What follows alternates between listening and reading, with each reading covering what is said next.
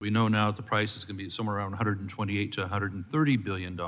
That's GOP Congressman Doug LaMalfa talking about the cost of California's high-speed rail project that has experienced significant delays since it was first introduced in 2008. At a House Transportation and Infrastructure Committee hearing on July 16th, LaMalfa questioned Secretary Duffy about federal funds directed at the project. They're way behind on this, and you've conducted a review on should federal money, is it even upholding the promise? Is it even upholding the commitments?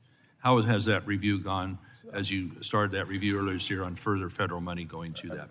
I appreciate the question, and I'd ask you to stay tuned on that. I appreciate your attendance as we went to California. You're right. I mean, I'm not opposed to high-speed rail. You have it in Europe and Japan and China.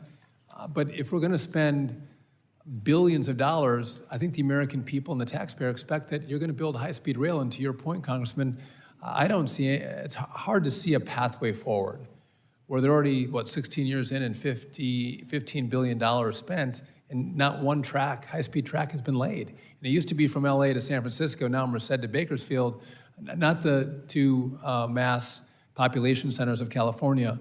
And so I want to look for good projects that are actually going to be built and let the American people see what high-speed rail feels like and how fast it moves people. The congressman followed up with a question regarding Biden's EV mandate. The Biden administration had basically an EV mandate that looks like a backdoor method towards CAFE standards to have high mile-per-gallon vehicles being forced upon the American public. What's your view? What's happening on that department's efforts to repeal the Biden EV mandate? Well, so we're redoing the standard. Hopefully next summer we'll have that done. But again, 51 miles a gallon was not feasible or reasonable. They included EVs. I don't think the Congress anticipated that EVs be included in a fuel economy standard.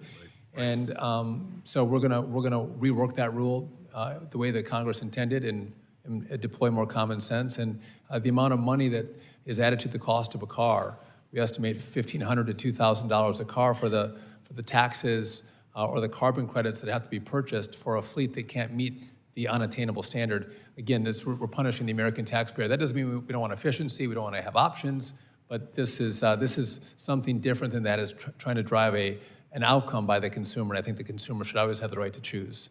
For more Congress clips, stay right here, and thanks for watching.